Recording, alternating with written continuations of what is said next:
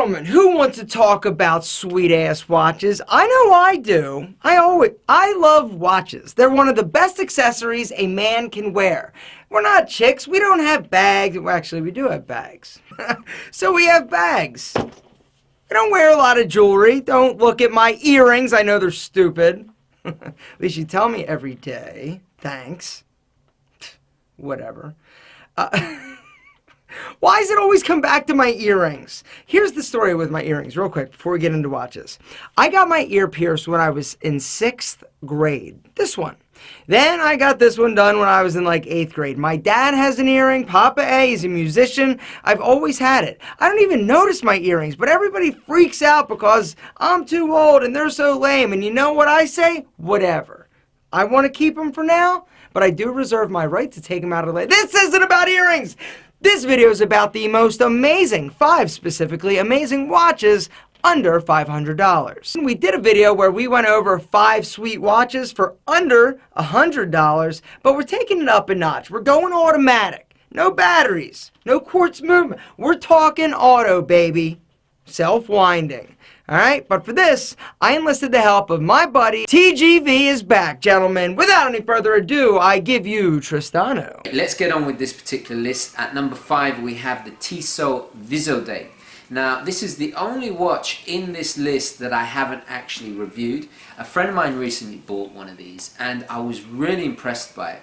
I'm going to try and review it as soon as I can. He's still in his honeymoon period with the watch, so I didn't want to deprive him of the watch for this video, but I will do a review on it very, very soon. It's quite an impressive little dress watch. It has a day-date complication. It has a ETA or ETA 2824 Swiss movements, the standard version, but at this price range you're getting quite a hell of a lot of watch. It has this beautiful kind of retro vintage appeal. It's part of Tissot's heritage line. It looks a lot more expensive than it really is. There's a 40mm version, there's a 42mm version. Beautiful, stunning sword hands. Very elegant for the money, certainly. I love Tissot. They're a quality Swiss brand.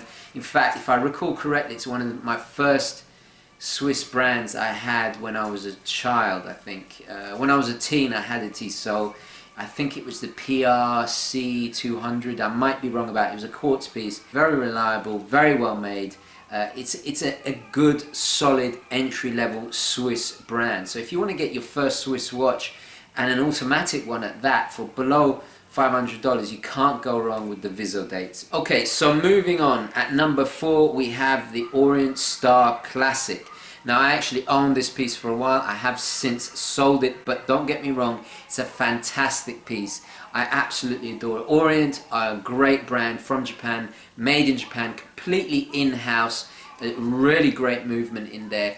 It comes in at 38mm, a little bit touch smaller, but for me it's the perfect size, can fit all wrists. Very dressy, has this kind of 60s Mad Men-esque aesthetic to it. Very stylish, very elegant. It has a lovely domed crystal, kind of again in keeping with that Mad Men style. It also comes with a power reserve complication, a little gauge at the top that tells you how much power you have left in it.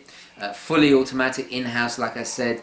You can get several versions. There's a beautiful blue-handed version that really gives it an even more kind of sophisticated look. I love the blue-hand version. There's a gold tone, there's a different color dials. It's an impeccable watch for the money. You're getting a really nice, outstanding finish on it.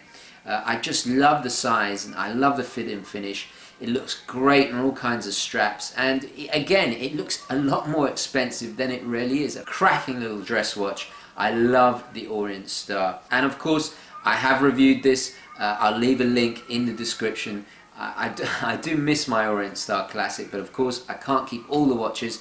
Out of this list, I have kept one of them, which of course is at number 1, but we'll get to that in just a moment. So moving on, number 3, the Seiko Alpemist. Now this is quite an unusual watch. It's a mountaineering watch, it's an adventure watch, it's a field watch, but has a very dressy appeal because of the gold numerals and the gold hands. It's a little bit more sophisticated than your average field watch. It has an in-house Japanese movement. This of course is the fully automatic 23 jewel 6R15 movement, which is absolutely outstanding. It has a huge power reserve of 50 hours, 200 meters water resistant, really tough little watch with DeaShock protection in there. Could take the knocks of mountaineering, but yet you put it on a leather strap, you put it with a suit, it looks very, very classy indeed. I absolutely love the Alpemist. Now, of course, the green is not going to be to everybody's liking. It's a very rich, luscious green. Really works with gold. If you like it, check it out. Of course, it's 38 millimeters again, so a little bit smaller, but yet suits all wrists and kind of has that mid-century size. So it does lend to its sophistication a little bit more, especially if you're bigger wristed. I think it looks really, really cool indeed. Of course, what makes it unique and in keeping with its Japanese mountaineering heritage, or what it was designed to do, is that inner rotating bezel, which is very, very unique. Has an extra crown. I believe it's at 4 o'clock position, if I remember correctly, to access that inner rotating bezel. Very sleek, very elegant. Nothing else out there like it. It is a Japanese domestic release only, but you can get it online if you know where to look, and I totally recommend the Alpemist. Outstanding timepiece. Okay, moving on. Number 2 is the Hamilton Khaki King Auto. Now, I own this watch right back at the early days of my channel. I don't know why I didn't review it. I featured it in an EDC video. I think I sold it to a friend, if I remember correctly, and it was just a quick sale and I didn't have time to review it. I really regret it. I'm almost considering buying it back just to review it. Hamilton really is an American heritage brand. I mean, Elvis Presley wore a Hamilton. It's in countless movies. It has a really rich heritage. I absolutely adore Hamilton. They are fantastic quality Swiss pieces. They moved their operation to Switzerland now, so I think it's owned by the Swatch Group.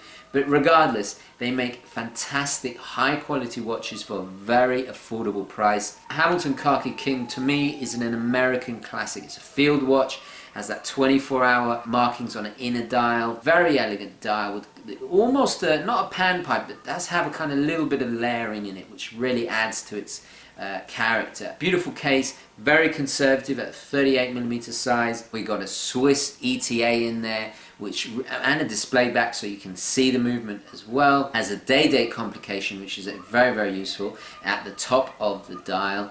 You can get it in various different versions. Comes on a lovely leather strap, beautiful brown, rich, thick leather strap, and it really is outstanding for the money. I just adore it. It's got this kind of military aesthetic, but yet with a suit on a leather strap, it looks very smart indeed. It's a very versatile and fantastic everyday watch. Getting that Swiss made American heritage. What more could you want for under $500? I mean, really. There's also a bracelet version as well, so check that out if you prefer bracelets. The Hamilton Khaki King Auto, definitely at my number 2. Of course, sapphire crystal on the front and back. Sorry, I neglected to mention. So, moving on. Now, what is my number 1? Well, it can only be one watch. You guys know I love this watch to bits. I still have it in my collection. I should have been wearing it today. Silly me, I didn't think of it, but actually I think my wife's got it. She borrows it all the time. I love this watch to bits, and it can only be the Seiko Saab 033. There's also the 035 if you want the cream dial version, but this black dialed version really is fantastically elegant for the money. You get the same movement as in the Alpemist, the 6R15. It's a really robust, reliable movement with a 50-hour power reserve. It just keeps on going. It can take the shock and everyday wear with no problem at all. The styling of the case is very much like its expensive Grand Seikos. Obviously, it's not going to have the same katana blade finishing or whatever they call it, but it has that look. It has that sophisticated, elegant look of its really expensive, you know, the Grand Seikos go into several thousands. I mean, you're paying really for that movement, but it has that aesthetic. So in many ways, it's the Grand Seiko without that expensive engine inside of it, if you think of it in automotive terms. Fully automatic 23 jewel movement, of course, and a display back this time, unlike the Alpemist. Lovely 38mm size, really classic size. It's good for him and for her, as I told you, my wife. was currently wearing it, that's why I'm not wearing it today. I adore this watch and I can't see myself ever selling it. It looks great on a variety of straps, very, very dressy indeed. Again, it has this appearance of being more expensive than it really is. Beautiful little sword hands, very elegant, very desirable dial. I love the applied markers. Just goes with anything. You put that on, it goes with jeans, a jacket, formal wear, a suit, everything. You're just covered, you know. And the great thing is about these Seikos is they are built like tanks. They will last. I mean, some of them, I've heard some of them go for 15, 20 years without a service, and that is astounding. So Seiko make it all in-house, their own factory. They don't rely on anybody else, which is an astonishing achievement for watches at this level, and it just goes to show you what amazing timepieces you can get at this price. I put my money where my mouth is. I own this watch. It's an essential part of my collection. I adore it, and this is why it's my number one. I totally recommend it. That voice. Tristano's accent is actually my hero, I've come to realize. Guys, if you want to check out the video we did talking about the $100 price point and great watches, that video is listed and linked in the description. Gentlemen, until next time, leave my earrings alone. See ya.